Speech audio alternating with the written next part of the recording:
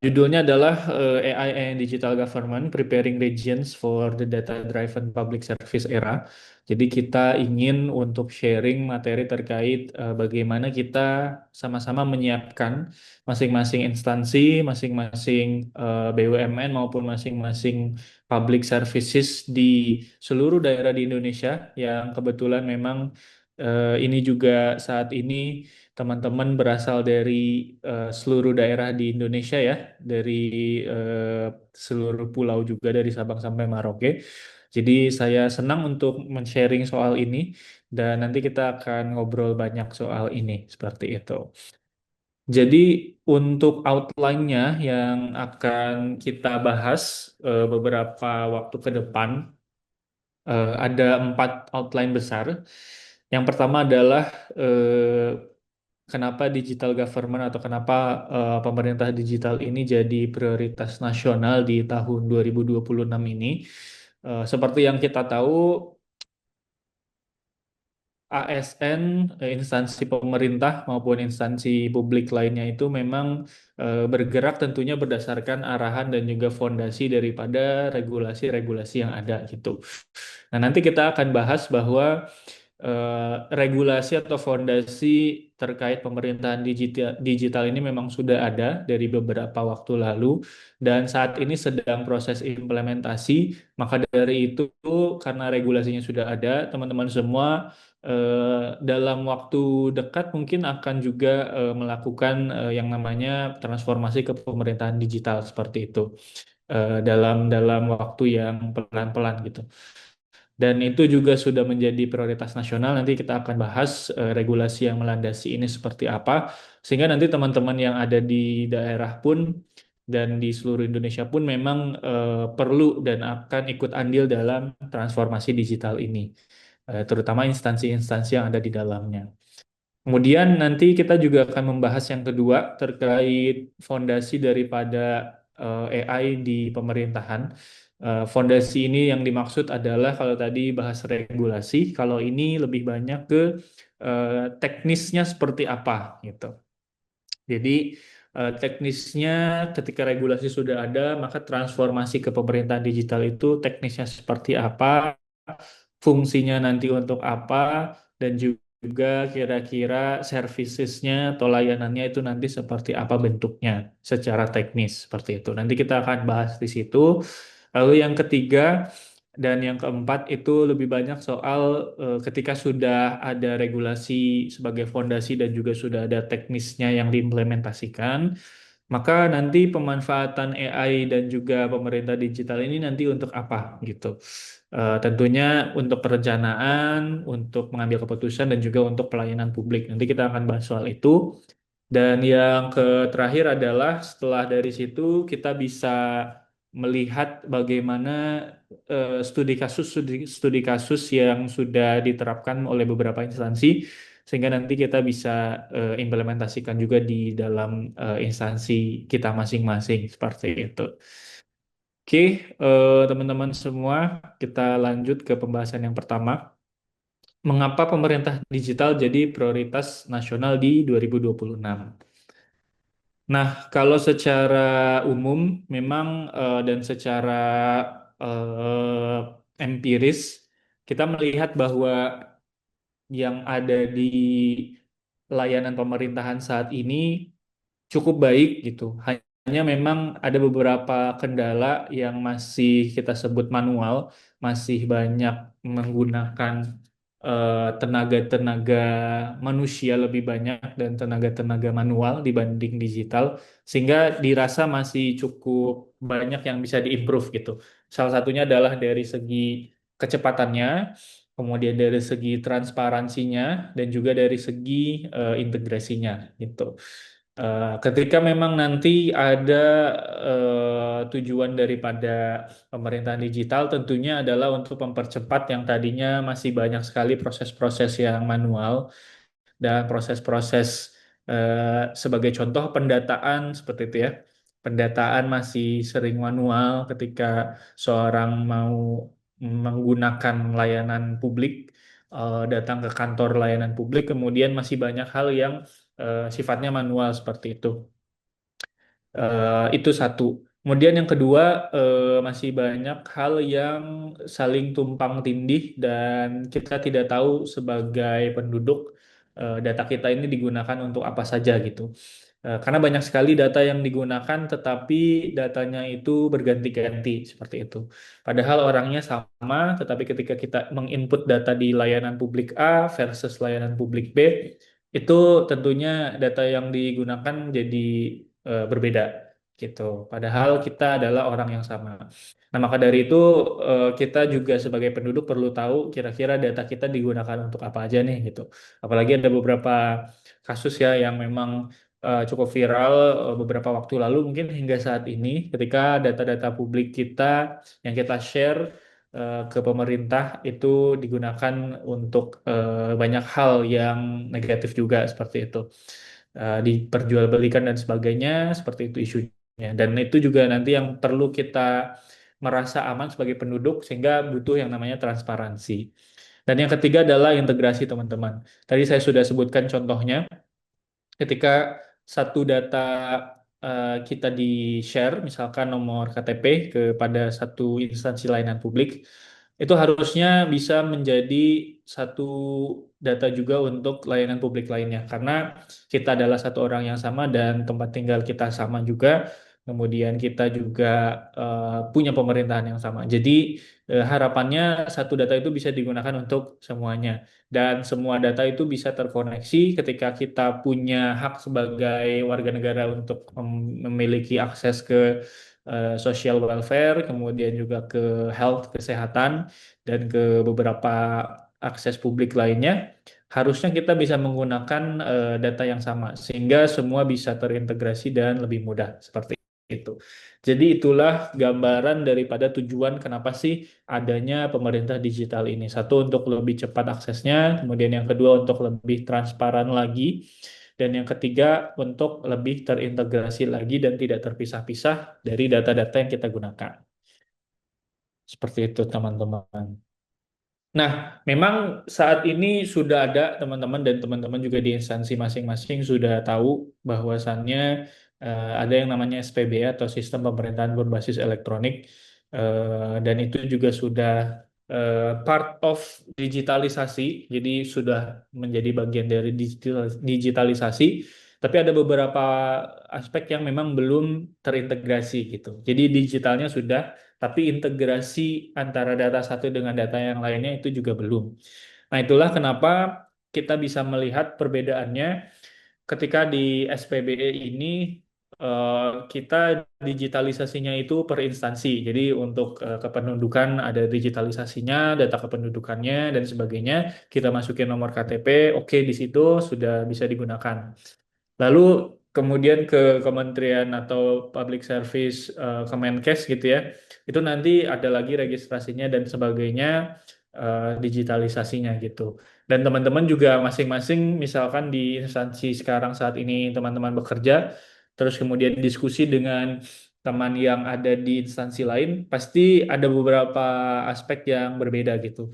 Terkait datanya, terus terkait apa fungsinya dan sebagainya, sehingga ini ibaratnya masih terpisah-pisah gitu. Masih punya kendaraannya masing-masing. Masih punya aplikasi-aplikasi dan juga website-websitenya masing-masing yang ternyata datanya itu tidak terhubung gitu. Dan yang eh, apa namanya yang terakhir adalah ketika di SPB ini memang sudah ada beberapa aplikasi dan juga website yang diluncurkan itu sudah salah satu kemajuan tetapi ketika kita menggunakan website tersebut kita menggunakan aplikasi tersebut itu tentunya masih fokus pada pembenahan user experience-nya gitu ya tampilan-tampilannya kemudian pembenahan sistem di internal kementeriannya aja gitu. Misalkan kalau di Kemenkes berarti sistemnya ada di puskesmas-puskesmas, vaskes-vaskes, kemudian juga ada di rumah sakit rujukan dan sebagainya gitu. Belum mencakup juga terkait apa namanya kebutuhan gizi dan sebagainya dari si penduduk ini gitu. Jadi masih pada fokus di aplikasi dan juga sistemnya. Kalau bahasa Indonesia yang penting bagus dulu dan keren dulu. Kalau fungsionalnya urusan nanti gitu. Nah, itu jadi salah satu hal yang kemudian kita perlu apa namanya garis bawahi dalam penerapan SPBE ini. Sehingga pemerintah kita sudah mencanangkan untuk bertransformasi ke pemerintah digital gitu. Dari SPBE kita bertransformasi ke pemerintah digital. Apa yang membedakannya? Yang pertama adalah eh, ada aspek integrasi dan juga interoperability yang memang ditekankan gitu. Seperti saya contohkan tadi, intinya adalah satu data daripada penduduk, misalkan nomor KTP itu bisa digunakan untuk semua hal, dari kesehatan, dari eh, eh, pekerjaan, ketenaga kerjaan dan sebagainya. Kemudian juga untuk asuransi kesehatan dan juga ketenaga kerjaan misalkan dan sebagainya gitu. Kemudian yang kedua adalah orientasinya itu bukan lagi bagus-bagusan aplikasi dan juga bagus-bagusan sistem, tapi lebih fokus kepada ini bisa nggak sih dimanfaatkan sama penduduk seperti itu. Jadi kalau misalkan aplikasinya terlalu banyak dan terlalu canggih tapi tidak ada yang make itu percuma gitu. Jadi lebih baik satu aplikasi simple aja tapi functionality dan juga sistemnya itu berjalan dengan baik seperti itu. Sama yang ketiga adalah kita perlu juga melihat harapannya ini bukan lagi di apa namanya di level cuma nasional aja atau misalkan cuma Jakarta aja, sisanya di luar Jakarta itu masih apa namanya masih perlu struggling untuk mengakses fasilitas tersebut gitu. Nah, di visi pemerintahan digital ini adalah setiap levelnya baik dari eh, desa atau kelurahan, kecamatan, kemudian kabupaten kota, provinsi, sampai negara, hingga mungkin nanti lintas negara dalam satu regional, itu juga nanti harapannya semua akses dan semua data serta sistem itu sudah rapi dan sudah sama dan saling terhubung seperti itu. Jadi nggak ada lagi ketika kita mau input satu hal itu harus ke kota dulu, harus ke kabupaten dulu gitu. Tapi semua bisa dilakukan dari level mikro, dari level desa dan sebagainya. Dan nggak perlu misalkan dari desa besoknya harus ke kota, besoknya lagi harus ke tingkat provinsi dan sebagainya. Itu eh, sangat menyulitkan seperti itu ya. Nah, visinya adalah seperti ini gitu. Dan itulah kenapa meskipun teman-teman semua saat ini mungkin sudah merasakan bahwa ada beberapa sistem yang sudah update dan juga sudah elektronik di masing-masing instansinya, tapi ternyata itu masih belum cukup teman-teman. Jadi kita perlu untuk mengintegrasikannya, kemudian memanfaatkannya untuk impact bagi warga, dan juga mendeliver itu hingga sampai ke masing-masing level baik baik nasional, provinsi maupun kabupaten kota hingga turunannya seperti itu. Jadi itu yang dimaksud dari visi pemerintah digital. Nah, saya juga izin untuk nge-share ini beberapa materi yang saya dapatkan dari Kementerian Pan RB terkait eh, transformasi pemerintah digital ini, yang mana teman-teman semua juga pasti sempat merasakan seperti itu ya, kondisi saat ini dengan kondisi seharusnya seperti itu. Jadi kondisi saat ini yang pertama adalah masyarakat harus mengakses berbagai aplikasi atau mengunjungi berbagai lokasi satuan kerja. Betul. Jadi misalkan mau bikin paspor, nanti download aplikasi baru gitu ya. Harus ngantri juga. Itu pun belum tentu dalam aplikasinya berjalan dengan baik seperti itu. Sementara setelah itu kalau mau ke fasilitas kesehatan dan sebagainya itu harus download dari aplikasi mobile JKN dan sebagainya kayak gitu. Jadi itu salah satu hal yang masih dikeluhkan oleh masyarakat dan juga pemerintah gitu, bahwa masing-masing sistem punya aplikasinya. Kalau mau ke eh, urusan paspor beda sama urusan kesehatan dan sebagainya itu jadi masing-masing apa namanya masih masih tidak terintegrasi seperti itu. Sementara harusnya itu sudah ada di satu portal digital ataupun at least kalau belum ada ya bisa di satu portal fisik dulu lah gitu. Bisa ada satu kantornya yang memang itu menangani satu urusan untuk semuanya seperti itu. Agar bisa mudah dijangkau seperti itu ya.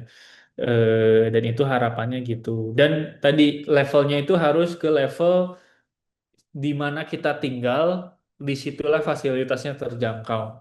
Ya, sesimpel kalau misalkan di desa-desa, at least ada satu eh, satuan kerja atau satu bangunan dalam bentuk kios, warung atau apapun itu, yang memang itu bisa untuk jadi satu titik untuk mengkoordinasikan semua layanan.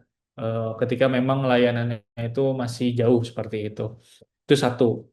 Yang kedua, proses layanannya itu masih kompleks, panjang, kemudian juga tidak transparan. Ketika kita mau mencoba untuk daftar paspor dan sebagainya, saya mengalami sendiri banyak yang perlu apa namanya diperbaiki gitu ya. Ketika pilih satu tempat untuk update paspornya nanti availability-nya itu tidak muncul di dalam aplikasinya sementara ternyata harus datang ketika datang barulah dikasih tahu bahwa jadwalnya sebenarnya kosong terus gitu. Jadi kalau di aplikasi penuh di sini kosong dan sebagainya. Jadi belum ada sinkronisasi dan pada akhirnya juga harus datang juga ke tempat fisiknya dan sebagainya itu yang kemudian cukup kompleks. Nah, ini yang kemudian perlu dibenahi sehingga prosesnya tuh sebetulnya harusnya simple, cepat, mudah, dan juga transparan. Sehingga kita sebagai user itu nyaman dan tinggal buka HP atau buka website aja, itu bisa dilayani semua gitu.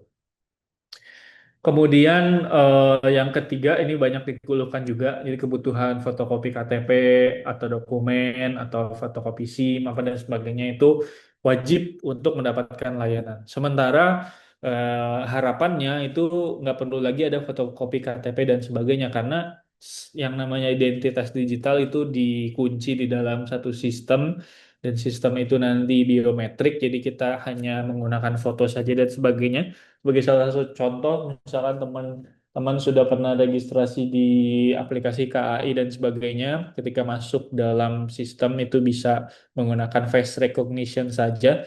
Nah, harusnya seperti itu harapannya nanti bisa di eh, replikasi ke fasilitas publik yang lainnya juga gitu.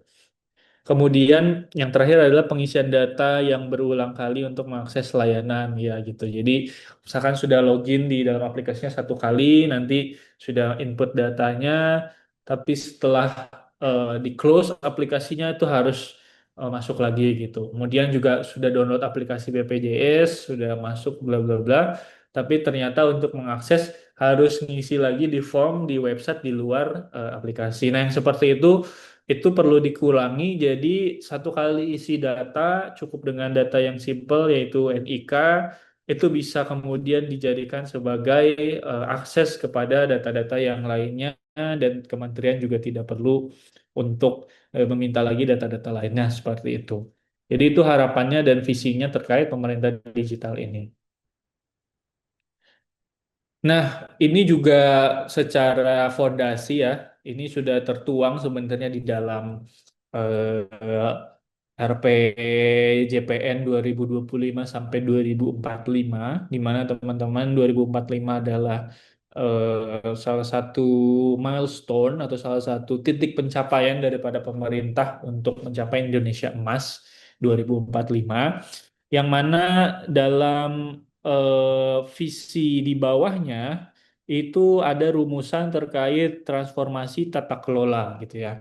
Jadi secara kelembagaan dan secara instansi perlu ada proses bisnis yang efektif dan adaptif, kemudian regulasinya juga perlu adaptif, lalu manajemen personalianya juga perlu ditekankan berdasarkan merit dan integrasi. Kemudian juga nantinya ini transformasinya tentu untuk memanage ASN-ASN strategis Seperti itu. Sehingga nanti dari masing-masing aspek ini itu kita bisa mempunyai layanan publik yang berkualitas sehingga bisa masyarakatnya itu berpartisipasi aktif di dalamnya seperti itu.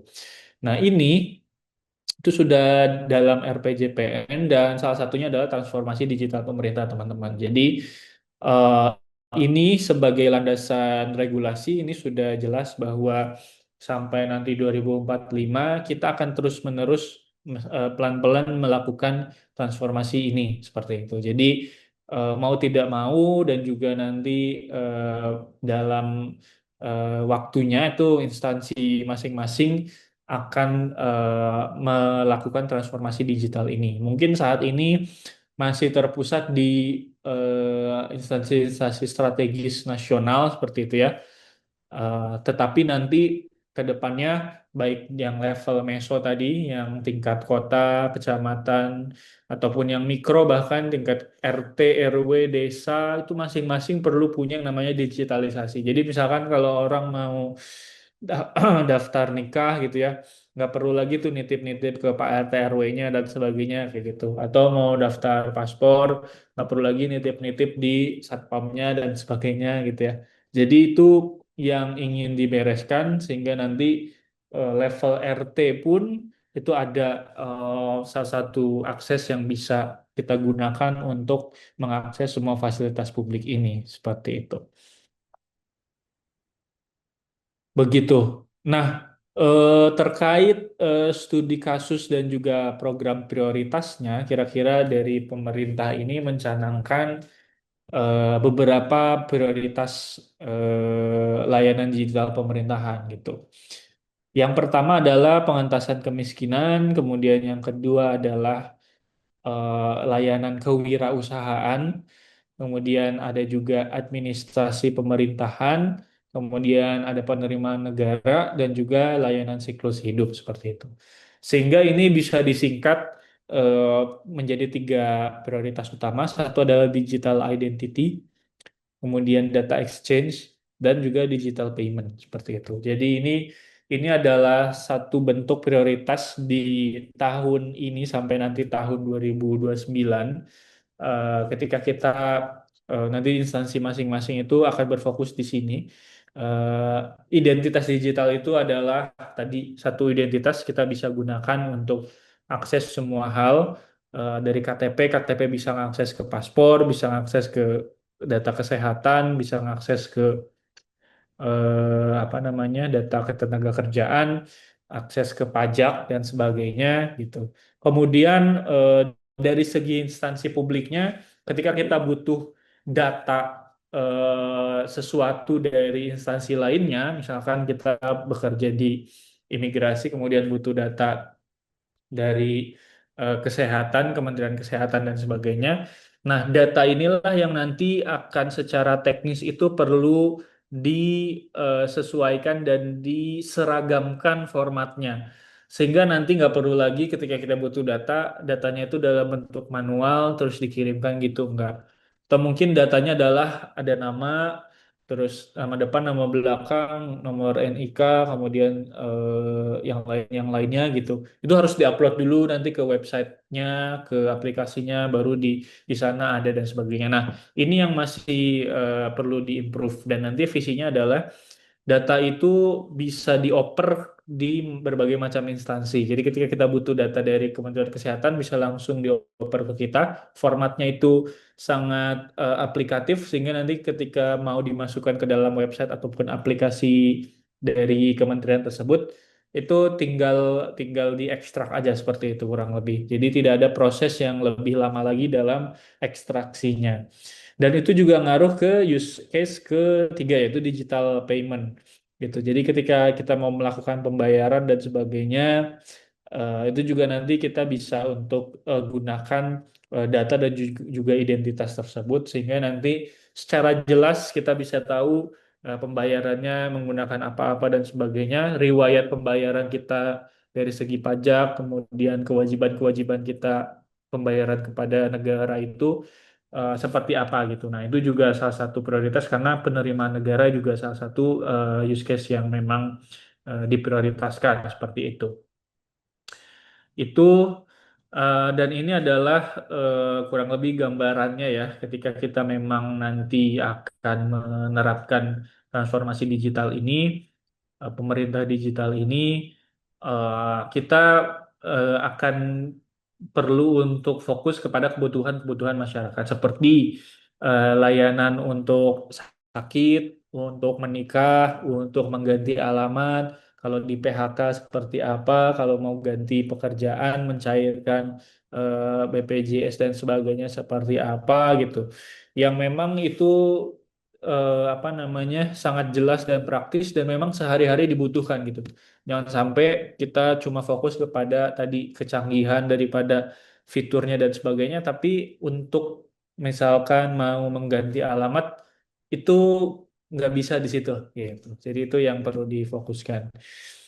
Kemudian ini juga apa namanya ada beberapa case study juga dari negara-negara yang berkembang dan juga negara-negara eh, apa namanya dunia ketiga yang memang mau untuk bertransformasi gitu. Nah, ini kita juga belajar dari beberapa negara seperti Estonia dan sebagainya, bagaimana kita berorientasi pada user centric gitu. Dan secara ilustrasi gambarannya memang harus difokuskan kepada hal-hal yang eh, bermanfaat untuk kehidupan sehari-hari mulai dari penduduk itu bangun pagi sampai tidur lagi gitu. Jadi ya dari proses dia misalkan melahirkan anak, kemudian setelah anaknya besar nanti mendaftar sekolah, berarti tinggal menggunakan tadi ya akta kelahiran ataupun langsung ya identitas digitalnya itu seperti apa, nanti dimasukkan ke sekolah itu langsung ada data semuanya, kesehatannya seperti apa, berkebutuhan khusus atau tidak dan sebagainya gitu, nilai-nilainya berapa. Kemudian nanti setelah besar lagi masuk perguruan tinggi, di nilai-nilainya, hasil ujian nasionalnya dan sebagainya, terus juga pelanggaran-pelanggaran yang sudah digunakan dan sebagainya. Jadi nggak perlu lagi tes SKCK dan sebagainya seperti itu. Lalu juga ketika mau mendaftarkan diri untuk punya hak mengendarai dan memiliki kendaraan nantinya seperti apa. Lalu ingin berwirausaha nanti untuk buka perseroan terbatas, CV dan sebagainya itu nanti seperti apa. Atau untuk mencari pekerjaan seperti itu ya. Kemudian beberapa use case lainnya juga nanti seperti itu.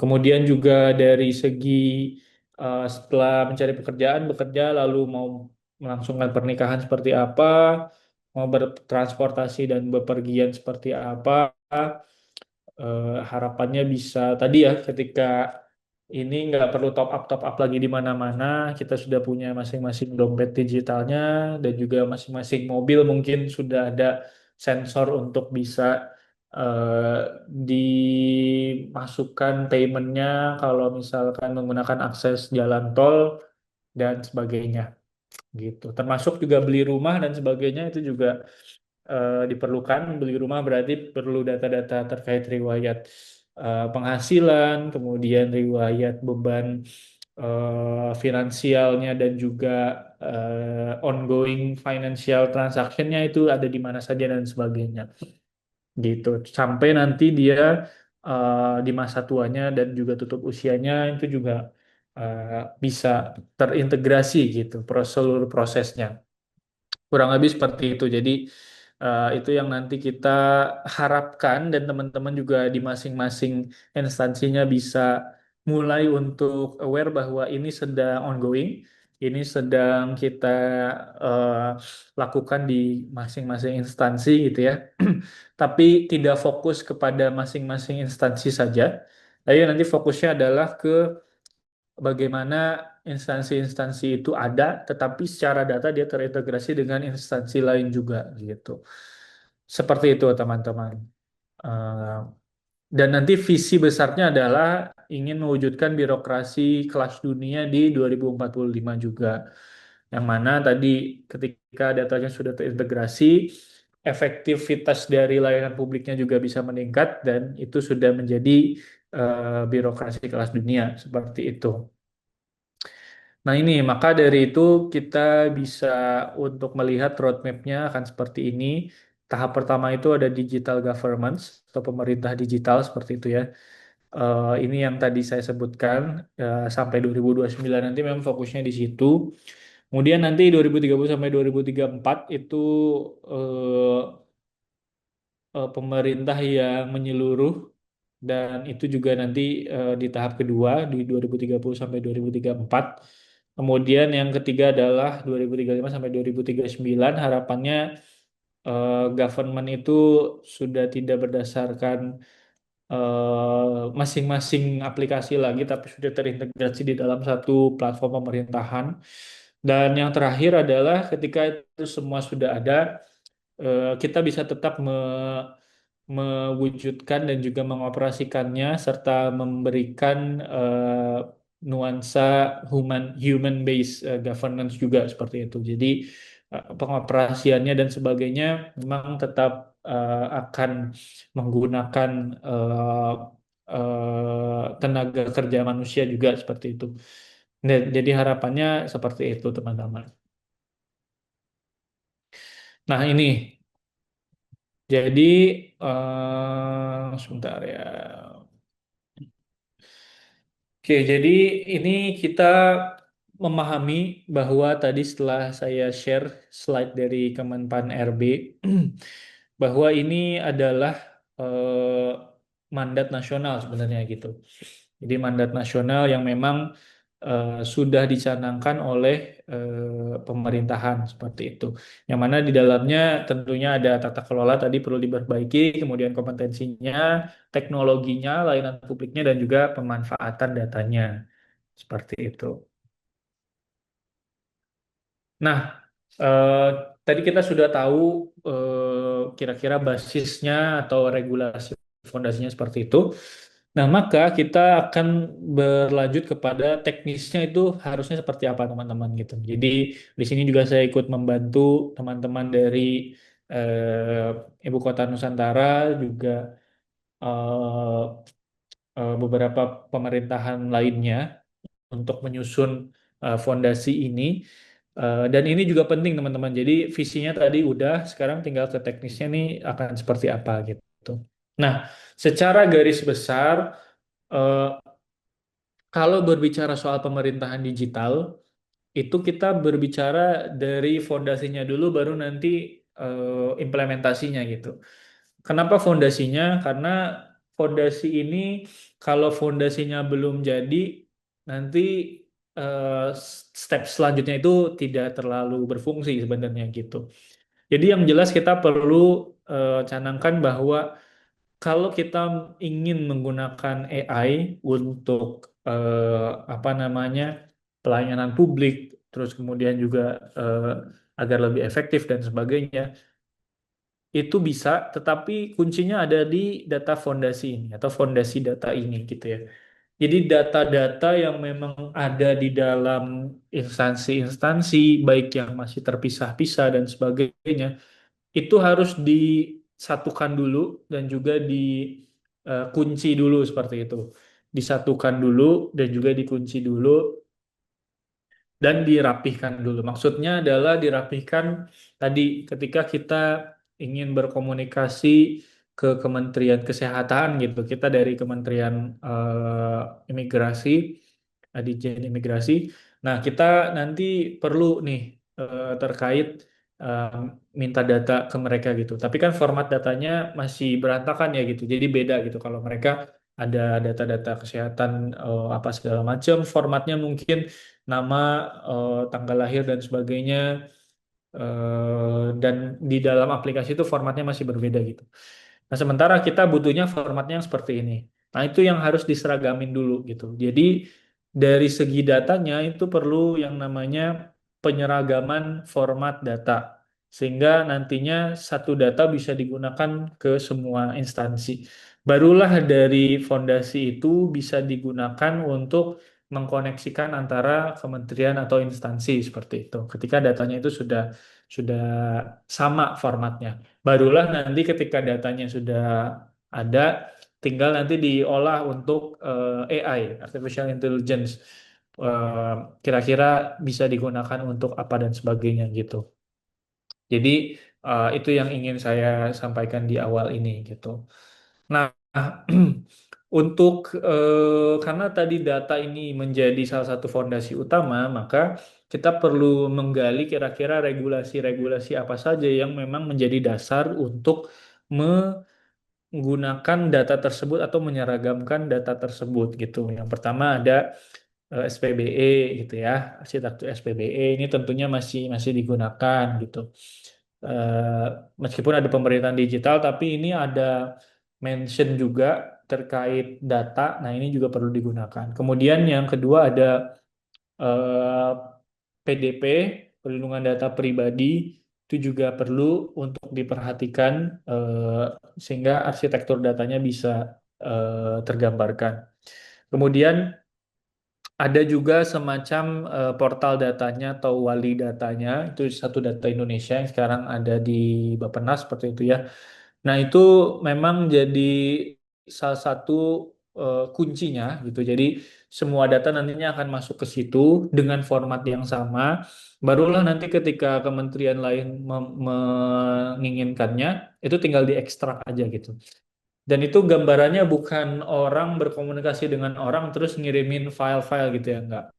Tapi ada satu data elektronik seperti itu, apa namanya, ketika kita meminta data itu nanti dikoneksikan dengan sistem kita langsung, website kita langsung dan sebagainya, dan nanti formatnya udah sama gitu ya. Jadi nanti bisa bisa real time gitu. Misalkan ingin tahu kemarin di daerah ini kira-kira berapa banyak yang mengalami kecelakaan kendaraan di ruas jalan tol Simatupang seperti itu. Nanti tinggal diekstrak, kemudian datanya sudah ada real time gitu ya. Jadi itu yang dimaksud dengan satu data gitu. Jadi nggak lagi kalau mau data harus minta dulu surat izin dulu, kirim, baru nanti dapat datanya dan sebagainya gitu. Kemudian adalah masing-masing dari kementerian dan instansi perlu yang namanya bisnis proses gitu ya. Jadi apa aja bisnis proses yang ada di dalam instansinya gitu. Misalkan orang datang, lalu orang mendaftarkan diri dengan NIK-nya, kemudian NIK nanti masuk ke dalam situ, lalu nanti orang perlu mengambil foto, orang perlu mengambil apa namanya sidik jari sebagai biometrik dan sebagainya. Jadi itunya dulu yang perlu nanti dilengkapi. Proses-proses apa sih yang ada di dalam instansi tersebut, dan nanti kita kita list semua dan kita digitalisasi seperti itu. Tapi yang penting ada listnya dulu sehingga itu menjadi fondasi untuk kita ke depannya mendigitalisasi hal tersebut. Gitu. Maka ketika bicara soal teknisnya, tadi teknisnya adalah pertama kita perlu yang namanya list proses bisnisnya dulu dari masing-masing instansi, misalkan di Kementerian Kesehatan, berarti kan proses bisnisnya yang general itu dia perlu mendaftarkan diri, mendaftarkan tempat tinggal, kemudian setelah mendaftarkan tempat tinggal nanti dia tahu fasilitas kesehatannya yang mana, berarti harus ada list fasilitas kesehatannya. Kemudian setelah itu kalau misalkan mau ngerujuk berarti ke rujukan, ke fasilitas kesehatan dulu baru dirujuk, kemudian setelah dirujuk nanti bisa untuk dapat surat rekomendasi yang bisa digunakan untuk dirujukan tersebut. Setelah itu harus check in dulu di fasilitas rujukan. Setelah selesai pemeriksaan dengan dokter, baru nanti ditutup di aplikasi itu. Nah, itu list-list proses bisnis yang perlu didetailin dulu sebelum kita bicara soal apa namanya digitalisasi gitu. Jadi masing-masing dari kita perlu tuh yang namanya list dari kegiatan-kegiatan yang ada di situ di masing-masing instansi. Dan tadi kan baru dari perspektif orang gitu ya. Nah, perspektif pemegang fasilitas kesehatannya itu berbeda gitu. Jadi misalkan bisnis prosesnya dia menerima menerima apa namanya orang datang, kemudian nanti diinput oleh dia, lalu nanti dirujuk, dikonekkan ke dokter yang memang sesuai dengan keluhannya, suruh tunggu berapa menit, connect dan sebagainya gitu. Jadi itunya perlu didetailkan dari masing-masing usernya gitu. Seperti itu. Kemudian nanti baru masuk ke data. Jadi setelah kita tahu apa namanya perlu mendaftarkan diri. Nah, berarti datanya adalah identitas digital tersebut atau NIK gitu. Lalu data apa lagi yang dibutuhkan? Misalkan ketika mau merujuk ke fasilitas kesehatan, berarti data yang dibutuhkan adalah data tempat tinggal, kemudian data fasilitas kesehatan, kemudian data yang lainnya gitu. Jadi datanya juga nanti perlu untuk di list kira-kira data apa saja. Baru setelah itu kita masuk ke dalam aplikasinya seperti itu. Jadi dari aplikasinya perlu interface yang seperti apa, perlu proses memasukkan datanya seperti apa dan sebagainya. Dan yang terakhir dari segi infrastrukturnya. Jadi ketika orang menginput data NIK-nya dan dikonekkan ke data dan aplikasinya itu butuh waktu berapa lama sih gitu. Kemudian kecepatan minimalnya itu harus seberapa cepat internetnya dan sebagainya. Kemudian kalau misalkan pakai cloud itu perlu perlu berapa besar penyimpanannya. Terus kemudian berarti penyimpanannya juga harus di Indonesia bukan di luar negeri terkait datanya dan sebagainya. Nah, itu ngaruh ke keamanan juga gitu. Jadi eh, gambaran prosesnya itu seperti itu teman-teman. Jadi kita mulai dari bisnis proses, kemudian data apa yang harus digunakan, di aplikasinya seperti apa, kemudian minimumnya dari segi teknologi harus spek seperti apa, dan secara keamanan ini datanya seperti apa, perlindungan datanya, aksesnya, siapa yang bisa mengakses ke datanya, dan sebagainya gitu. Jadi ini layer-layernya perlu diperhatikan dulu sebelum kita bertransformasi digital, kurang lebih seperti itu. Gitu. Jadi dengan inilah maka ada platform yang namanya satu data tadi, gitu ya.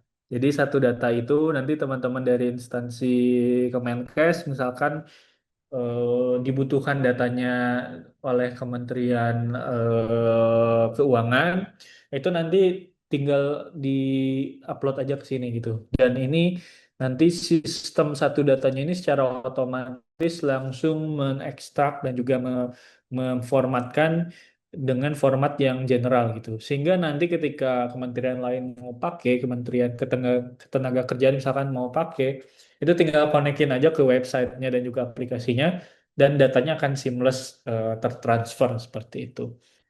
Maka dari itu perlu yang namanya platform ini. Jadi kayak ibaratnya dulu itu kan Indonesia bahasanya macam-macam ya. Ada bahasa Sunda, sekarang sih ada bahasa Sunda, bahasa Jawa, ada bahasa Minang dan sebagainya gitu.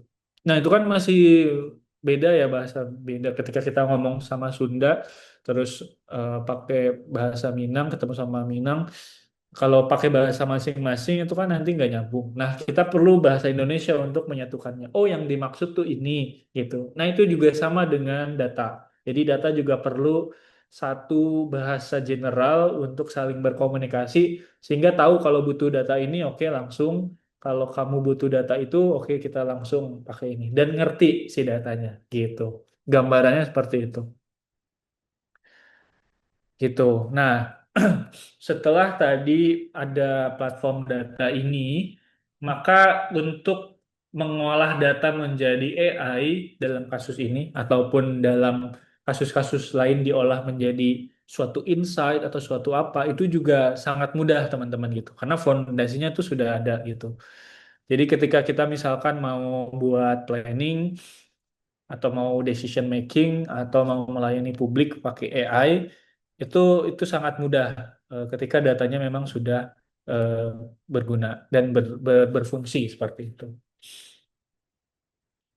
gitu. Dan AI ini juga banyak use case-nya ya teman-teman, banyak use case-nya. Salah satunya adalah predictive analytics. Jadi misalkan ketika di suatu kota katakanlah dari 100.000 orang yang berkunjung ke fasilitas kesehatan, ada 30% itu menderita diabetes seperti itu dalam kurun waktu 3 tahun terakhir. Nah, kita bisa memprediksi ketika nanti di 2020, 2030 itu kira-kira ada berapa persen sih yang bisa dari penderita diabetes ini yang bisa meningkat. Kemudian kita bisa lihat trennya seperti apa, range usianya itu dari usia mana ke mana. Kemudian juga lokasinya itu biasanya di tempat-tempat mana dan sebagainya. Dan kita bisa tahu, oh ini prediksinya seperti ini. Maka ketika prediksinya seperti itu, kita bisa melakukan sebagai instansi pemerintahan, kita bisa melakukan preventif. Karena kita sudah tahu lokasi-lokasi potensialnya, maka kita lakukan penyuluhan di situ, suplai makanan-makanan yang memang bergizi di situ dan sebagainya, kayak gitu. Itu salah satu use case-nya. Kemudian juga ada detection, anomali deteksi juga. Jadi misalkan kita bisa tahu misalkan di beberapa daerah kenapa pertumbuhan pendapatannya lebih kecil dibandingkan daerah lain, tapi masih ada di dalam satu provinsi yang sama dan sebagainya. Itu kan juga kita bisa bisa lihat nanti implementasinya akan seperti itu, gitu. Itu juga terus juga ketika kita mau bikin semacam perjanjian kerjasama atau semacam dokumen untuk pengganti KTP sementara dan sebagainya itu nggak perlu manual lagi teman-teman gitu. Jadi karena datanya sudah ada, kemudian kita butuh surat pengganti KTP langsung di print aja dan sebagainya. Bahkan nggak usah di print dalam bentuk PDF saja, sudah ada di aplikasi digitalnya. Ketika nanti mau mengakses hal-hal yang memerlukan KTP, tinggal scan aja menggunakan QR code dan sebagainya. Jadi semua bisa aman seperti itu. Itu jadi beberapa use case-nya seperti itu. Nah, kalau di ibu kota Nusantara kemarin ada yang namanya comment center, tapi ini comment centernya memang juga cukup umum gitu ya di beberapa kota-kota besar yang ada smart city-nya. Nah, dari situ kita bisa melihat di situ ada satu layar besar yang dibagi-bagi, satu untuk memantau traffic, satu untuk memantau keamanannya, satu untuk memantau kira-kira ada kecelakaan atau enggak dan sebagainya gitu. Ketika ada kecelakaan langsung bunyi alertnya di situ. Kemudian nanti dari kecelakaan itu muncul di dalam layar kira-kira ini perlu apa. Dia langsung connect ke police station atau kantor polisi dan untuk langsung bisa mengutus police station apa polisi tersebut menuju ke sana. Lalu dibagi juga nggak cuma polisi tapi juga langsung connect ke mana rumah sakit, IGD dan sebagainya untuk mengirimkan ambulans juga seperti itu. Jadi kurang dari 2 menit itu setelah kecelakaan bisa untuk langsung polisi dan juga ambulans datang seperti itu. Dan itu juga dilakukan oleh orang yang hanya duduk saja di City Command Center, kemudian dia melihat ada suatu anomali, dia analisis oleh AI-nya, kemudian nanti AI langsung mengutus polisi dan juga ambulans, sehingga langsung ke situ. Jadi nggak usah nunggu lagi orang telepon 911 seperti itu ya. Itu itu sudah tidak perlu ada yang seperti itu lagi gitu, karena semua aktivitas terpantau di City Command Center tersebut gitu. Itu juga salah satu learning dari IKN kemarin. Dan ini kita bisa lihat karena memang data fondasinya sudah ada di masing-masing tingkat kawasan itu sudah ada semacam CCTV-nya. CCTV bisa memantau dan juga menarik kira-kira ini data apa digunakan untuk apa masuk ke command centernya dikelompokkan di command centernya kemudian nanti jika dibutuhkan itu bisa digunakan di command centernya seperti itu. Jadi itu gambarannya ketika nanti sudah ada AI-nya di dalam command center gitu. Seperti itu. Kemudian apa namanya? ada beberapa prinsip juga sebenarnya yang perlu diperhatikan ya ketika nanti mau menggunakan AI dalam pemerintahan. Yang pertama ya tadi kita perlu untuk memperhatikan ke kepatuhan terhadap PDP atau data pribadi ini karena data pribadi ini sudah diatur di dalam regulasi dan perlu untuk diperhatikan sehingga warga juga bisa merasa nyaman. Jadi nggak cuma canggih doang, tapi ternyata datanya nanti bisa digunakan untuk hal-hal negatif. Nah, itu juga perlu diperhatikan. Sebatas apa nanti kita bisa menggunakan data-data warga tersebut. Kemudian AI juga nanti bisa membuat analitis-analitis atau keputusan-keputusan yang memang bisa bisa dijelaskan secara etis gitu ya. Jadi kalaupun ada CCTV itu eh, sejauh apa CCTV itu memantau dan juga digunakan untuk apa nantinya dan sebagainya itu juga perlu ada etika dan juga akuntabilitasnya seperti itu.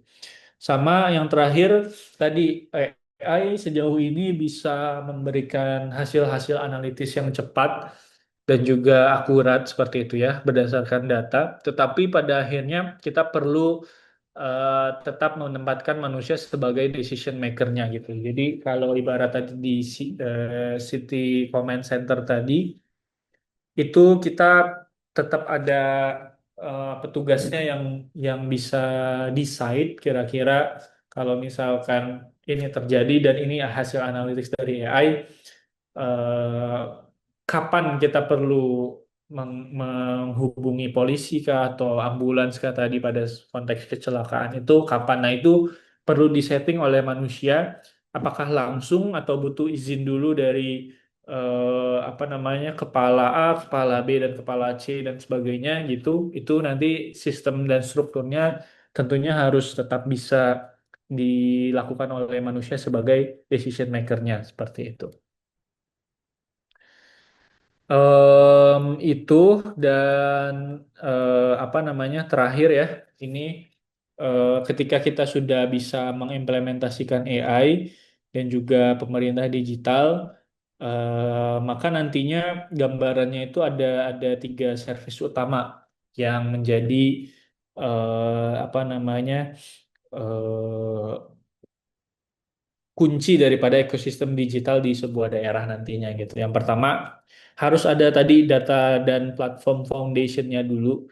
Jadi teman-teman kalau mau mulai mendigitalisasi, benerin dulu datanya, terus jadikan satu data itu dan hopefully bisa connect ke portal satu data itu gitu. Jadi itu nanti yang perlu dibenahi dulu. Kemudian setelah itu baru kita bicara soal sistem dan infrastrukturnya. Ketika datanya udah rapi, baru kita ngomongin soal aplikasi apa yang dibutuhkan untuk dibuat, website apa yang dibutuhkan untuk dibuat, kemudian sistemnya seperti apa dan sebagainya. Baru nanti kita bicara soal layanan digital gitu. Jadi tujuan dari aplikasi dan website ini sebenarnya untuk melayani apa gitu, kesehatan atau pendidikan atau pernikahan dan sebagainya seperti itu. Yang mana semuanya itu perlu diintegrasikan di dalam satu format bahasa yang sama atau penggunaan bahasa yang sama gitu ya. Kalau tadi konteksnya orang Sunda sama orang Minang harus ada bahasa Indonesianya nih yang bisa mengartikulasi semuanya. Nah, begitu juga dengan data dan juga service seperti itu. Gitu dan ini yang bisa kita lakukan teman-teman kalau di instansinya kira-kira sudah ada yang bisa dilakukan. Pertama, kita bisa mulai dari regulasi dan juga kepemimpinan. Kemudian yang kedua, tadi ya regulasi dan kepemimpinan itu udah aman karena memang kita udah ada undang-undangnya, udah tercantum juga di dalam rencana jangka panjang dan juga jangka menengahnya, sehingga itu udah bisa diterapkan. Yang kemudian yang kedua, kita coba untuk beresin dulu data-data yang masih berantakan di masing-masing instansi. Kalau misalkan masih banyak aplikasi, masih banyak websitenya, kita coba telah dulu ini aplikasi sama website ini berguna nggak sebenarnya gitu untuk melayani publik, apa cuma keren-kerenan doang gitu. Itu juga yang perlu kita evaluasi. Kemudian juga eh, ketika kita sering bekerja sama dengan instansi lain, kita coba untuk diskusikan kira-kira koordinasi semacam apa yang kita perlukan. Oh, karena kita udah sering ngobrolin soal ini, kayaknya ini butuh deh digitalisasi seperti itu. Nah, itu kemudian yang kita bisa digitalisasi. Lalu setelah itu kita bisa coba dulu untuk bisa dilakukan. Nantinya kalau misalkan ada stuck karena belum ada regulasinya dan sebagainya, nanti itu bisa bisa diformalkan lewat regulasi karena teman-teman juga sudah ada fondasinya terkait regulasinya seperti itu. Nah, yang perlu dihindari adalah tadi kalau misalkan bicara soal AI atau ada AI yang AI company atau perusahaan yang menawarkan ini bisa loh kita menggunakan AI untuk instansi ini, kita bisa bilang tidak gitu ya kalau misalkan ternyata datanya memang belum siap gitu. Kita masih manual ngisi-ngisi data dan sebagainya itu juga masih belum siap tandanya gitu. Kemudian juga kalau misalkan masih data-datanya tuh kepisah bahkan di dalam satu instansi datanya dari divisi A ke divisi B itu juga masih beda, masih kepisah dan sebagainya itu yang perlu dievaluasi lagi gitu. Kemudian yang ketiga tadi kita jangan fokus sama teknologinya doang, jangan cuma oke kita bikin aplikasi untuk membuat service A, kita bikin aplikasi untuk membuat service B dan sebagainya, kita bikin website dan sebagainya. Jangan jadikan membuat website dan aplikasi sebagai tujuan gitu. Karena kalau itu cuma tujuan nanti itu nggak kepake. Itu pengalaman saya menemani beberapa instansi pemerintahan ya seperti itu. Ketika di dalamnya ternyata terlalu banyak aplikasi dan website yang sudah dibuat tapi nggak tahu untuk apa. Nah itu terbengkalai, dananya juga terbengkalai dan sebagainya. Gitu. Dan yang terakhir jangan buat aplikasi atau website dulu kalau misalkan itu masih terpisah-pisah gitu. Jadi aplikasi buat pendaftaran terpisah, aplikasi nanti buat bahkan pendaftaran BPJS sama pencairan itu terpisah, yang satu di aplikasi, yang satu di website dan sebagainya. Itu kan jadi bingung nanti orang seperti itu. Nah, itu yang perlu digarisbawahi, kita perlu benahi dulu seperti itu. Itu saja dari saya karena ini sudah hampir 11.30. Saya juga lebih tertarik dan lebih semangat ketika teman-teman juga kasih feedback dan pertanyaan. Maka di sesi ini coba saya eh, akhiri dulu teman-teman. Begitu sharing dari saya. Terima kasih banyak. Saya kembalikan kepada eh, moderator. Terima kasih. Assalamualaikum warahmatullahi wabarakatuh. Waalaikumsalam warahmatullahi wabarakatuh. Terima kasih banyak Mas Fahmi untuk paparan yang sangat komprehensif ya. Dan sebenarnya juga dari paparan materi Mas Fahmi memetik Bapak Ibu yang di sini sudah cukup ramai yang bertanya di kolom chat, yang masih memiliki pertanyaan boleh ya langsung ditulis di pertanyaannya di kolom chat Zoom, atau yang ingin berdiskusi langsung bersama Mas Fahmi boleh nyalakan fitur raise hand-nya. Nanti kami pilih peserta yang bisa berdiskusi langsung dengan Mas Fahmi. Baik Mas Fahmi, sebelum kita Ya. masuk ke sesi tanya jawab, saya izin mereminder untuk Bapak Ibu yang saat ini hadir di kegiatan ini dan ingin mendapatkan sertifikat kegiatan. Jangan lupa mengisi form feedback yang sudah kami bagikan di kolom chat Zoom. Silakan bisa langsung diisi form feedback ini sebagai presensi sekaligus syarat untuk mendapatkan sertifikat dan maksimal pengisian form feedback. Kami tunggu sampai malam ini saja pukul 24.00 WIB. Dan untuk Bapak Ibu yang ingin berpartisipasi mengikuti kuis, silakan ya untuk bisa segera mengisi form kuisnya yang juga sudah kami share di kolom chat Zoom. Nanti akan kami undi dua orang pemenang beruntung yang berkesempatan mendapatkan merchandise dari Suhu, dan informasi pemenang kuis akan kami publikasikan di Instagram kami @ppid.by.suhu. Baik Mas Fahmi, kita beranjak ke pertanyaan yang masuk via kolom chat Zoom terlebih dulu ya Mas ya. Di sini banyak Ya. banget nih, saya coba scroll-scroll dulu kira-kira pertanyaan dari siapa ya.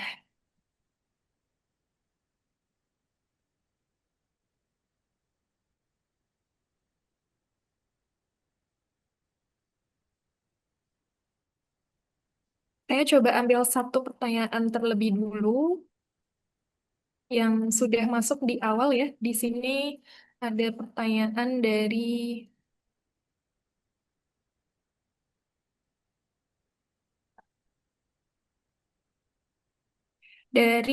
Ibu Agnes. Mhm. Izin bertanya terkait materi dalam menghadapi tantangan digital. Tentunya banyak pegawai yang memiliki kompetensi yang belum diasah dikarenakan media pembelajaran dan Hmm. edukasi belum optimal.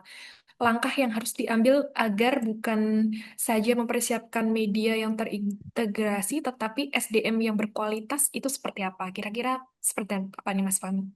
Ya, bicara soal sumber daya manusianya, memang betul pada saat nanti implementasi AI di sebuah instansi pemerintahan itu perlu adanya orang-orang yang mengoperasikannya dan orang-orang yang mengoperasikannya juga perlu pengetahuan yang cukup untuk mengoperasikannya seperti itu.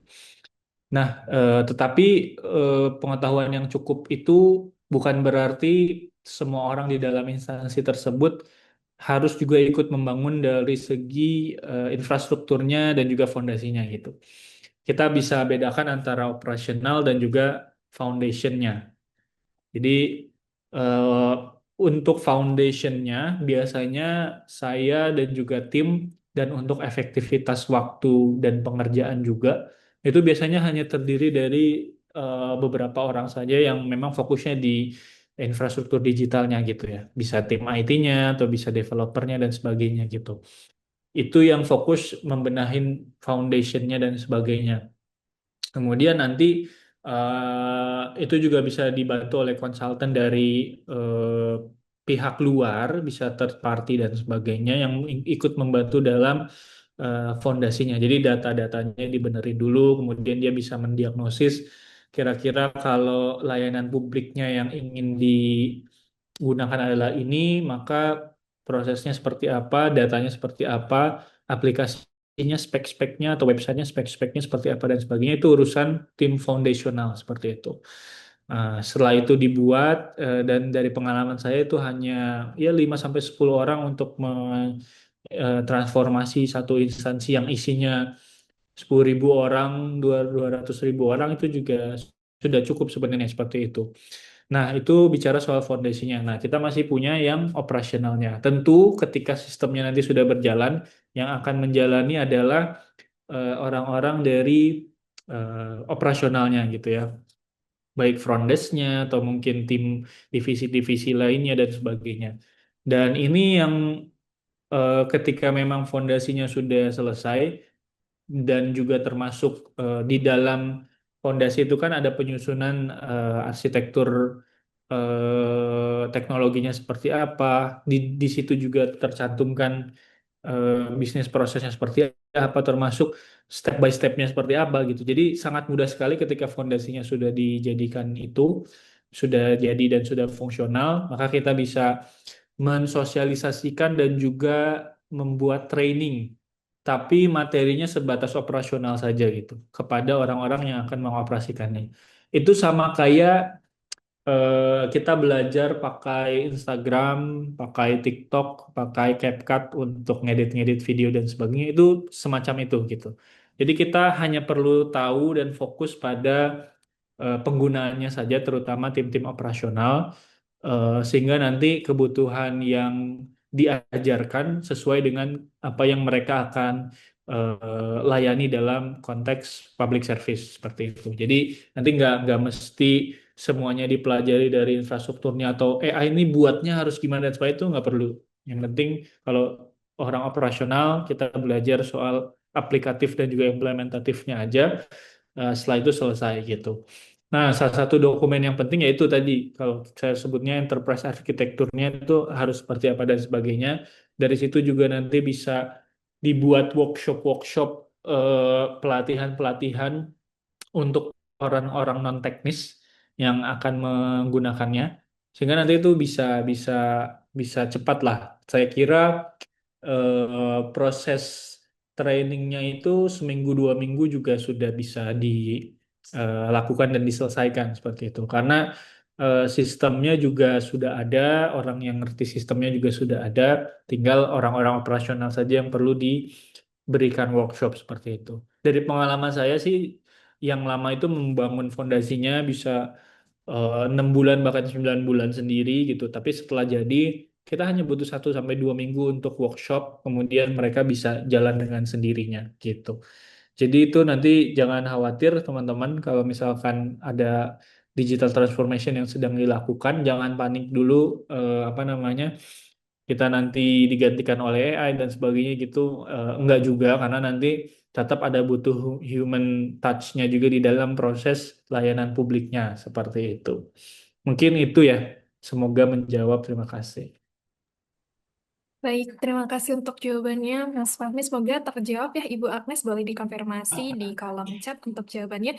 Yang pasti yang pertama dibutuhkan fondasi dulu ya untuk Mm-mm. mempersiapkan SDM-nya dalam bentuk tim. Jadi ketika tim itu sudah terbentuk, kemudian kita bisa memberikan edukasi dan tentunya pasti dalam prosesnya akan ada pengawalan begitu ya, Mas Fahmi ya.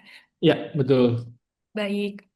Baik, Mas Upi, kita berlanjut ke pertanyaan berikutnya. Ini Boleh? sepertinya sudah ada yang raise hand dan ingin berdiskusi Oke. langsung dengan Mas Fahmi. Kita perkenankan ya. Di sini ada Pak Mayer dari Lampung. Silakan Pak Mayer bisa perkenalan terlebih dulu sebelum sebelum bertanya.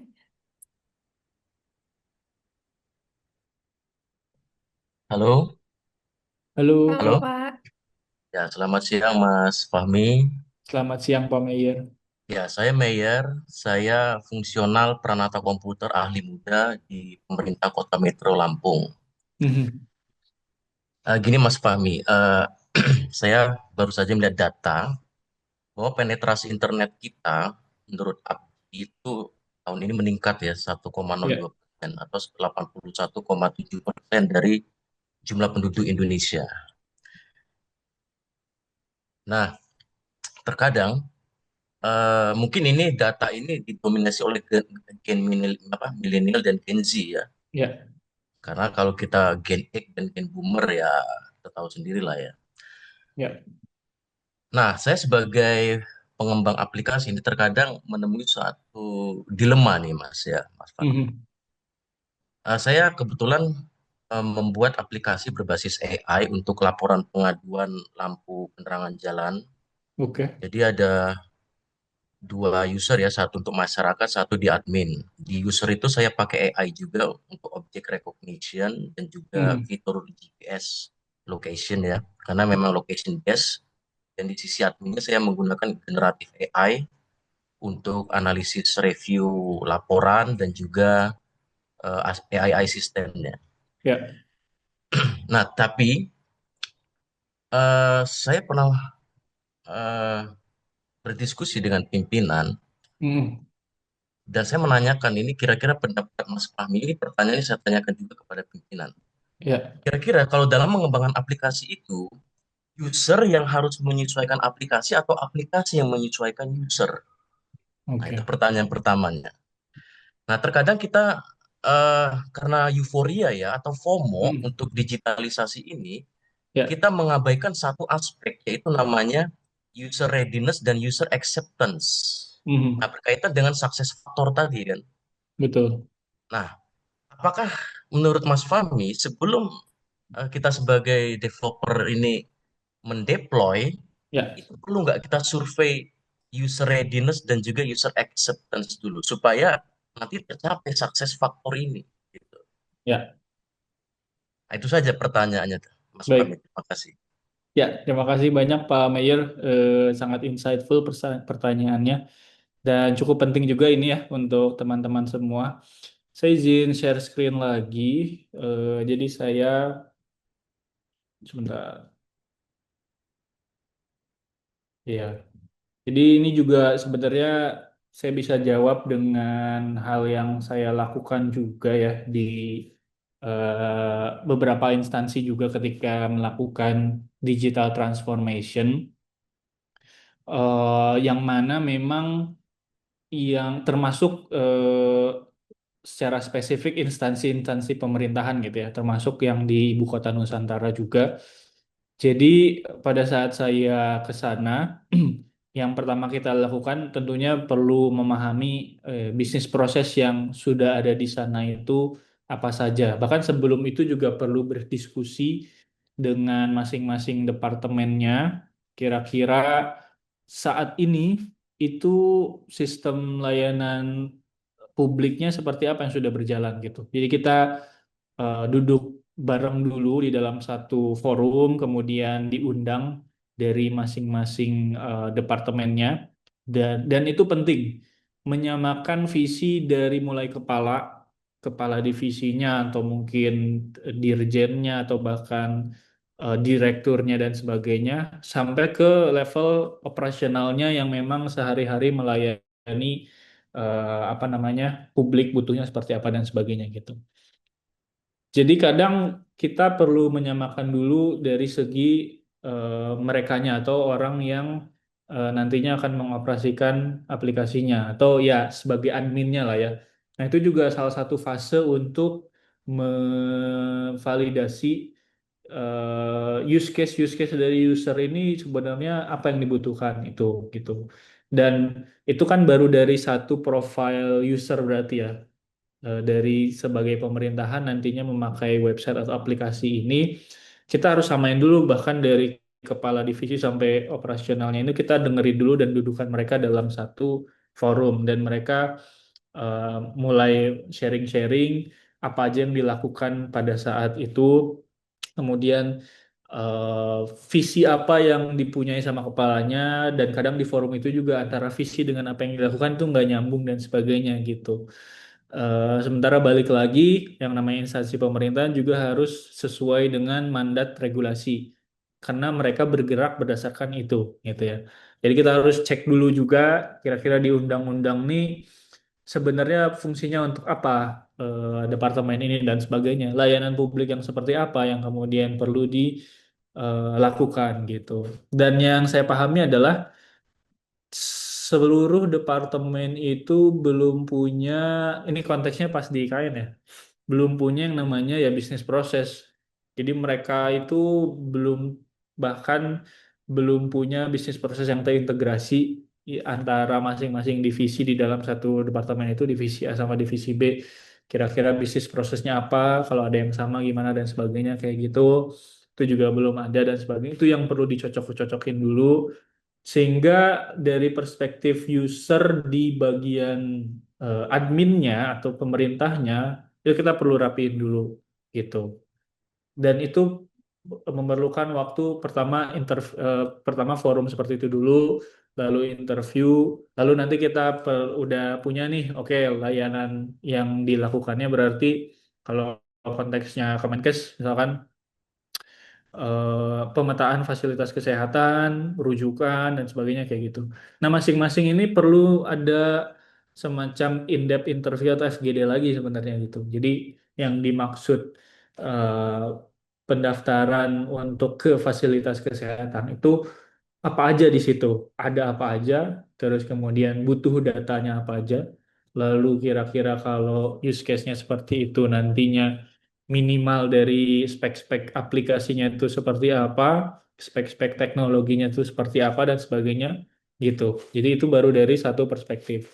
Nah, di dalam itu baru satu profile user. Nanti ke user profile yang selanjutnya yaitu dari segi warga, itu juga kita perlu melakukan survei, in-depth interview, kemudian nanti menggali lagi kira-kira literally yang mereka lakukan di situ apa dan yang dibutuhkan itu apa, baru nanti kita satukan ada user dari pemerintahnya, ada user dari warganya, baru nanti kita konekkan kira-kira ini masuk ke data apa, ke aplikasi apa dan ke infrastruktur apa.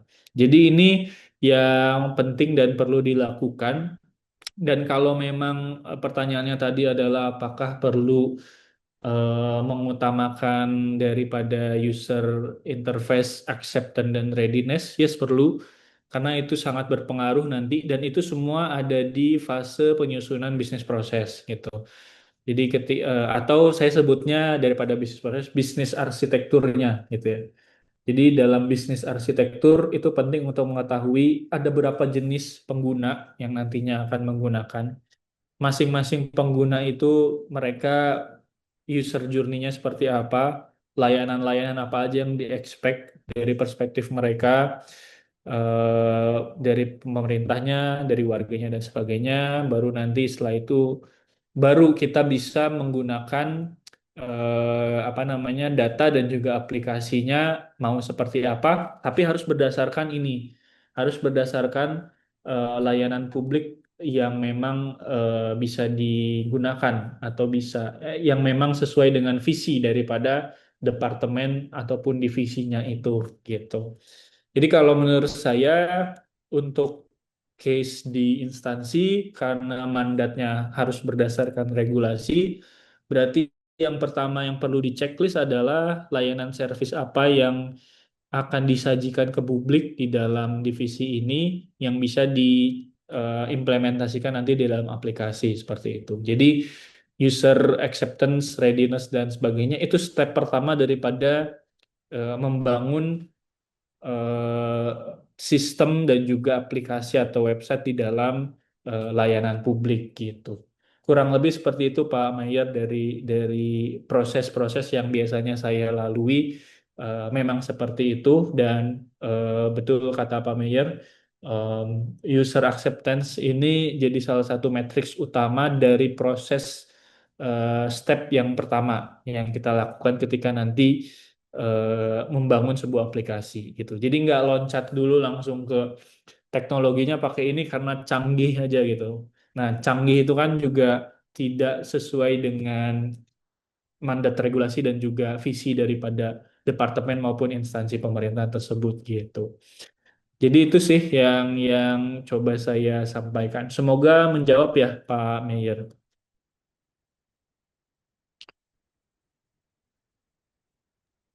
Baik, terima kasih banyak Mas Pepe untuk penjelasannya. Pak Mayer, semoga terjawab ya pertanyaannya. Ternyata cukup komprehensif dan cukup panjang juga nih jawaban dari Mas Fahmi ya. Dan tidak terasa ya, Bapak, Ibu, dan rekan-rekan semua, kita sudah menuju penghujung acara seperti itu. Tapi kami juga masih akan membacakan beberapa pertanyaan lagi supaya bisa memfasilitasi untuk rekan-rekan yang ingin bertanya selanjutnya. Dan di sini sudah ada beberapa pertanyaan saya pilihkan yang masuk via kolom chat Zoom ya, Mas Fahmi. Hmm.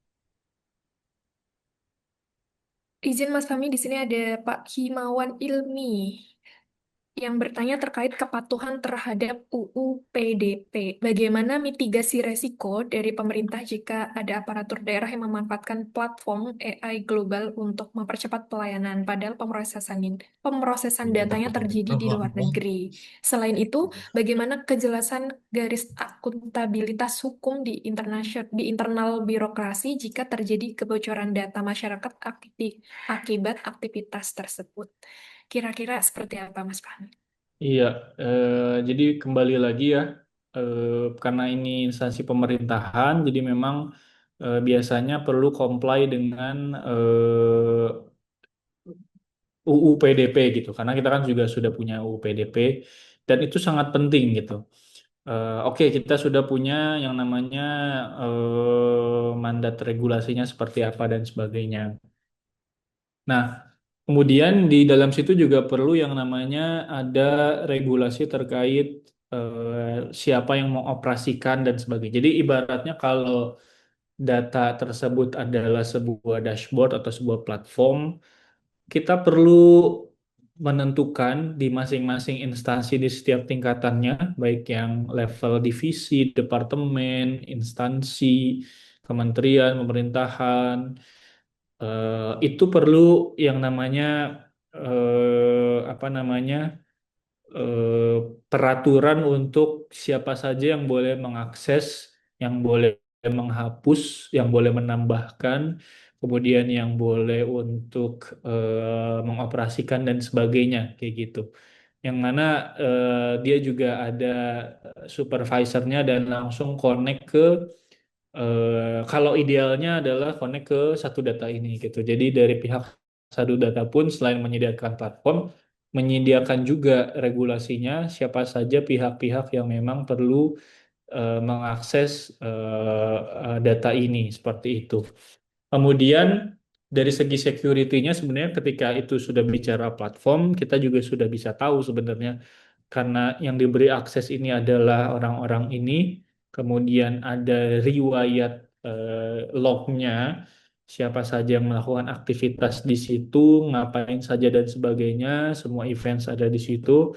Nah itu sebenarnya ketika itu sudah ada semua, terkait data security-nya sebenarnya sudah ada modalnya seperti itu ya. Tinggal beneran dijalankan nggak seperti itu gitu. Kadang kan yang memang sudah dikasih semacam mandat dan secara regulasi sudah ada, tapi kadang dia bisa mencari-cari celah seperti itu untuk memanfaatkan data, diekstrak sendiri dan sebagainya kayak gitu. Maka dari itu memang kalau bicara soal itu security. Nah, security atau keamanan ini juga jadi penting gitu ya. Nggak cuma internal security, tapi menurut saya harus ada third party security juga yang memang secara tidak langsung memaksa orang untuk mematuhi regulasi. Jadi ibaratnya kalau misalkan di BUMN itu kan biasanya ada salah satu cyber security yang memang private dipakai untuk platform-platformnya, bahkan ketika mau tukar ganti laptop, dikasih laptop dan sebagainya, data-data di laptop perusahaan juga tidak bisa diekstrak kalau misalkan menggunakan security ini gitu. Jadi itu juga penting untuk kemudian kita mengimplementasikan security-nya gitu, baik dari internal maupun dari third party. Ada beberapa provider cyber security juga yang memang sudah secara internasional sudah diakui dan juga comply juga dengan GDPR dan juga privacy security compliance-nya juga sudah oke gitu. Itu tinggal sebenarnya diterapkan saja ke Indonesia seperti itu. Jadi once itu sudah diterapkan, eh, baik yang internal maupun yang eksternal, maka itu bisa diimplementasikan dengan cukup baik. Harapannya seperti itu gitu. Dan kunci yang kedua adalah tadi fondasi datanya ini harus beneran dilakukan secara rapih gitu ya. Jadi dari mulai pengumpulan data dan sebagainya sampai masukin datanya ke platform dan sebagainya, itu memang diharuskan ada semacam tim khusus yang memang melakukan transformasi itu gitu. Jadi nggak semua orang punya akses ke situ dan dia juga sudah terikat hukum. Biasanya juga untuk mengakses dan mendapatkan itu harus menggunakan NDA dan sebagainya. eh let's say email-emailnya juga khusus untuk project itu jadi ke-record semua dan sebagainya. Lalu ada platform yang digunakan untuk sharingnya juga bukan sembarang platform. Jadi bukan yang open source tapi memang yang khusus untuk itu. Nah, itu juga perlu diperhatikan dari segi proses fondasi datanya juga begitu. Mungkin itu sih yang bisa kita lakukan untuk preventif ya agar data-data ini tidak dimanfaatkan oleh pihak-pihak yang tidak bertanggung jawab seperti ini. Baik, terima kasih untuk penjelasannya Mas Fahmi. Semoga terjawab ya Pak Himawan. Boleh konfirmasi di kolom chat ya. Menarik banget ya Mas Fahmi untuk diskusi kita hari ini, tapi sayang sekali kita sudah berada di penghujung acara Mas Fahmi. Mungkin ini pertanyaan penutup untuk menutup agenda kita di siang hari ini seperti itu Mas Fahmi. Dan sebelumnya saya mohon maaf untuk Bapak Ibu yang sudah bertanya, tapi pertanyaan belum sempat terjawab. Dan sebetulnya pertanyaan lebih banyak mengarah ke AI ya justru. Boleh mungkin kedepannya kita bisa buatkan event khusus spesifik untuk membahas mengenai AI begitu ya Bapak Ibu. Di sini ada pertanyaan terakhir sekaligus pertanyaan penutup dan mungkin ini cukup general ya Mas Fahmi dari paparan Mas Fahmi yang sudah disampaikan sebelumnya. Ada pertanyaan dari Pak Saiful Ridwan. Dari 6 common use case yang disampaikan, mana yang paling banyak diterapkan saat ini di PEMDI dan yang mana dalam 5 tahun mendatang? Kira-kira kalau dari pendapat Mas Fahmi seperti apa? Iya, eh, untuk use case-nya, bentar ya.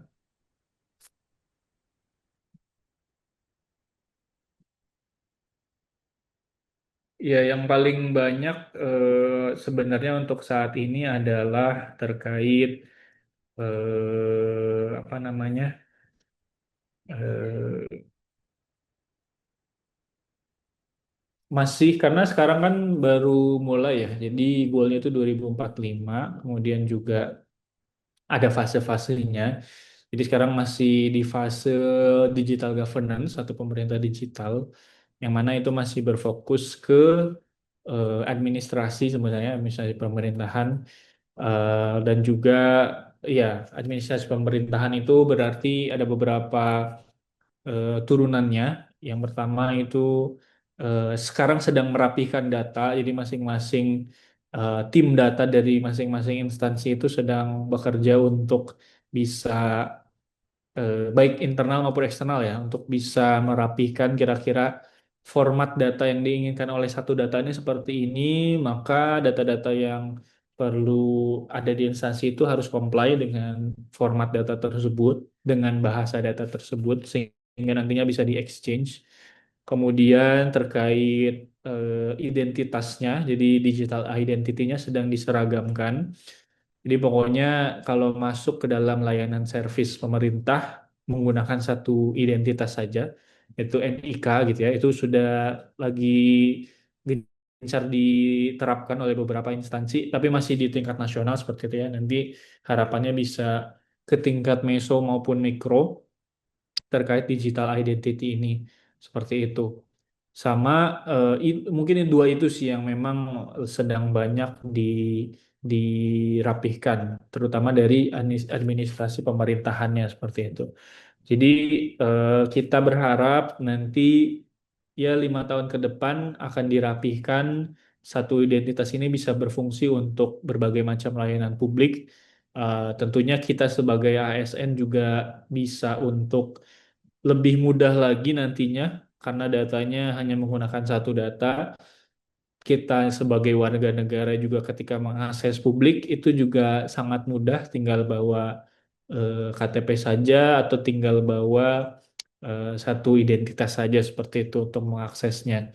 Jadi itu eh, dan oh ya, satu lagi adalah sedang merapihkan juga dari berbagai macam aplikasi dan juga website yang sudah dibuat, sedang diseleksi lagi kira-kira aplikasi dan website mana yang benar-benar dibutuhkan, yang nggak dibutuhkan kita delete, kita hapus, dan secara cost juga lebih efektif. Jadi itu use case-nya berarti masuk juga ke administrasi seperti itu. Kurang lebih seperti itu. Jadi semoga menjawab. Baik, terima kasih untuk jawabannya Mas Fahmi. Semoga terjawab ya Pak Saiful Ridwan. Silakan boleh disampaikan di kolom chat misal sudah merasa cukup terjawab. Baik Bapak Ibu semuanya, sangat menarik ya pembahasan dan diskusi kita pada pagi sampai siang hari ini, dan tidak terasa kita sudah di penghujung acara. Sebagai penutup dan kesimpulan, izin mungkin saya sedikit merisam secara garis besar untuk diskusi hari ini.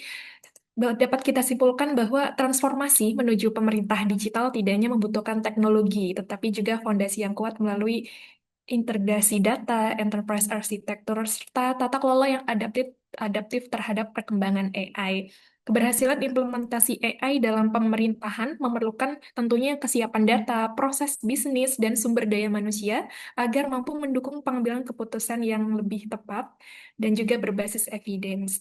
Semoga webinar hari ini memberikan wawasan dan juga inspirasi untuk Bapak, Ibu, dan rekan-rekan yang hadir di kegiatan hari ini dalam mempersiapkan instansi dan daerah masing-masing menuju pemerintah digital yang tentunya terintegrasi dan mampu menghadirkan layanan publik yang semakin efektif dan juga responsif serta berpusat pada kepentingan masyarakat. Baik, sekali lagi saya ucapkan terima kasih banyak untuk narasumber kita hari ini, Mas Fahmi. Semoga ke depan kita akan dibersamai lagi oleh Mas Fahmi, tentunya dengan materi-materi yang menarik lainnya ya, Mas Fahmi. Baik, sebelum saya akhiri untuk pertemuan hari ini, izin saya kembali share screen mengenai informasi tambahan terkait suhu dan juga untuk reminder kegiatan-kegiatan suhu lainnya yang Bapak Ibu bisa ikuti. Izin saya share screen dan seharusnya sudah tertampil ya di layar untuk paparannya. Sekali lagi saya ingatkan, saya reminder kembali untuk Bapak Ibu yang sudah hadir di kegiatan ini, jangan lupa untuk mengisi form feedback sebagai syarat untuk mendapatkan e-sertifikat. Form feedback ini sekaligus sebagai form presensi kegiatan sebagai syarat untuk Bapak Ibu bisa mendapatkan e-sertifikat kegiatan hari ini. Jadi jangan lupa diisi formnya, sudah kami share juga di kolom chat Zoom. Semisal belum sempat mengisi, bisa di screen capture layarnya dan nanti bisa di scan QR code-nya setelah kegiatan dan maksimal pengisian form ini kami tunggu malam ini saja pukul 24.00 WIB. Dan sekaligus kami informasikan untuk Bapak Ibu yang ingin berpartisipasi mengikuti kegiatan, mengikuti kuis yang sudah kami share juga form kuisnya di kolom chat Zoom. Silakan bisa diisi formnya. Nanti akan kami undi 2 orang pemenang beruntung yang mendapatkan merchandise menarik dari SU dan informasi pemenang kuis akan kami publikasi di Instagram kami @ppid.by.suhu. Baik, seperti yang sebelumnya sudah saya share terkait sekilas informasi perkenalan mengenai suhu, izin saya tambahkan lagi informasi mengenai suhu atau PPID bayi suhu itu apa, biar yang belum kenal bisa semakin kenal ya, ataupun yang sudah kenal semakin kenal seperti itu. Untuk layanan utama kami diantaranya ada pelatihan dan sertifikasi, jasa konsultan TIK, dan juga event spesialis yang dalam hal ini PPID by Suhu atau Suhu itu sendiri kami merupakan perusahaan yang bergerak di bidang jasa pelatihan dan juga IT konsultan. Nah, kemudian untuk beberapa BIMTEK atau kegiatan pelatihan pemerintahan yang ada di tempat kami seperti ada yang di paparan ya, ragamnya cukup banyak dari BIMTEK kepegawaian hingga BIMTEK ke SDM pemerintahan yang lainnya, ada BIMTEK keuangan, pengadaan barang dan jasa, dan masih banyak lagi. Bapak Ibu bisa baca deskripsi dan informasi lebih lengkapnya ada di website kami yaitu pelatihanpemerintahan.id. Nah, di sini selain pelatihan pemerintahan untuk SDM, kami juga ada pelatihan dan sertifikasi IT, di antaranya ada BIMTEK Tata Kelola TIK Pemerintahan, BIMTEK Infrastruktur TIK Pemerintahan, dan masih banyak lagi. Dan juga kami sudah ada sertifikasi BNSP dan sertifikasi internasional. Jadi apabila rekan-rekan saat ini sedang membutuhkan pengembangan kompetensi untuk SDM maupun untuk pribadi dan individu, boleh bisa kontak ke tim kami. Nanti akan kami bantu informasikan mengenai silabus ataupun pelatihannya seperti apa. Dan untuk pelatihan SDM, di sini juga spesifik untuk SDM, ada beberapa macam ya. Untuk dikhususkan untuk pelatihan SDM, ada personal dan team development, kemudian ada special skill development, public relation atau PR, office aplikasi perkantoran dan multimedia, pelatihan keuangan audit dan perpajakan, dan masih banyak lagi ragam pelatihan yang ada di tempat kami. Nah, di sini untuk sekilas mengenai highlight portofolio pelatihan dan sertifikasi di tempat kami, beberapa klien atau mitra yang sudah pernah berkolaborasi dengan kami ada dari Bank Indonesia, kemudian ada dari Kementerian Transmigrasi, ada dari PAMA Persada, ada dari LKPP, kemudian ada dari Badan POM, dan masih banyak lagi portofolio kegiatan yang sudah pernah kami adakan sebelumnya. Dan ya selain pelatihan untuk SDM dan juga IT, serta untuk spesifik di BIMTEK, di sini juga ada konsultan IT ya. Jadi Suhu selain untuk jasa training, kami juga ada konsultan IT, jadi meliputi perencanaan IT, pengembangan IT, manajemen IT, dan juga audit IT. Dan untuk highlight portofolio konsultan IT di sini untuk perencanaan IT, bisa Bapak Ibu bisa lihat di layar ya. Untuk perencanaan IT dan pengembangan IT, kami sudah berkolaborasi dan bersama dengan beberapa instansi, baik pusat dan daerah. Dan di sini selain itu ada juga manajemen IT dan audit IT. Berikut untuk portofolio kegiatan-kegiatan yang sudah kami kerjakan sebelumnya ya. Nah, selain itu kami juga ada event spesialis yang dalam hal ini dalam pembentukan event virtual. Kami juga ada event experiential learning untuk penyelenggaraan event virtual sendiri seperti streaming, talk show, podcast, meeting, dan lain sebagainya. Kemudian untuk experiential learning ada penyelenggaraan kegiatan event tematik seperti capacity building atau outbound, meeting atau HGD, catering, outing, dan masih banyak lagi. Nah, ini untuk beberapa portofolio event spesial dan event virtual yang ada di tempat kami ya. Di sini kami juga pernah berkolaborasi dengan beberapa instansi untuk kegiatan-kegiatan experiential learning atau event. Di sini ada dari BKPSDM Kabupaten Sukoharjo, ada dari BKPSDM Kota Banjarbaru, ada juga dari Disperindak Provinsi DIY untuk live streaming, dan ada juga dari BKPSDM Kota Surakarta. Jadi kami sudah cukup dekat dengan instansi-instansi baik dari daerah maupun pusat. Jadi untuk rekan-rekan saat ini sedang mencari referensi kegiatan training ataupun kegiatan outdoor lainnya nanti bisa berkonsultasi dengan tim kami. Dan untuk materi yang relevan dengan kegiatan atau webinar hari ini, Bapak Ibu bisa mengikuti BIMTEK Tata Kelola TIK Pemda yang informasinya sudah ada juga di website kami itu pelatihanpemerintahan.id ya untuk BIMTEK Tata Kelola TIK Pemda, atau tadi sebenarnya banyak juga yang tertarik untuk belajar mengenai satu data. Jadi silakan nanti bisa langsung kontak tim suhu di kontak yang sudah kami share juga di kolom chat Zoom ya Bapak Ibu untuk berdiskusi lebih lanjut terkait kebutuhan pelatihan yang saat ini dibutuhkan. Selanjutnya untuk media kami, di sini ada beberapa media sosial. Yang pertama untuk website kami ada di pelatihanpemerintahan.id. Di website ini sudah lengkap, nanti ada jadwal kegiatan yang kami running itu ada apa aja. Berikut juga dengan materi, kemudian durasi kegiatan, dan juga dengan harganya. Seperti itu. Jadi sudah lengkap, Bapak Ibu bisa cari referensi-referensi yang kira-kira dibutuhkan, dan juga di sini ada beberapa portofolio kegiatan kami dengan instansi-instansi yang sudah bekerja sama sebelumnya dengan kami. Bapak Ibu juga bisa lihat di website kami.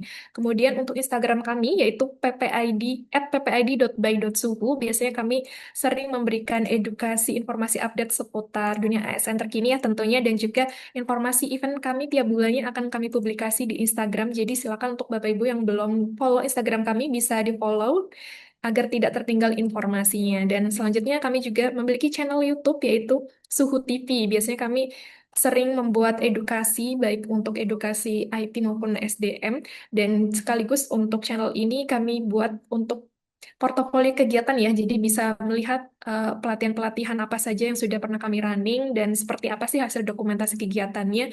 Bapak Ibu bisa cek di channel YouTube kami yaitu Suhu TV, dan sekaligus untuk record hari ini biasanya kami juga publikasi untuk record di YouTube seperti itu. Jadi tadi ada juga yang nanyain materi dan recordnya nanti akan kami share ke rekan-rekan semua. Jadi jangan lupa untuk mengisi form feedback dan juga ataupun presensi karena nanti informasi materi, record dan juga sertifikat akan kami bagikan bersamaan ya, khusus untuk yang mengisi form presensi. Kurang lebih itu untuk tambahan sekilas informasi mengenai PPID by Suhu.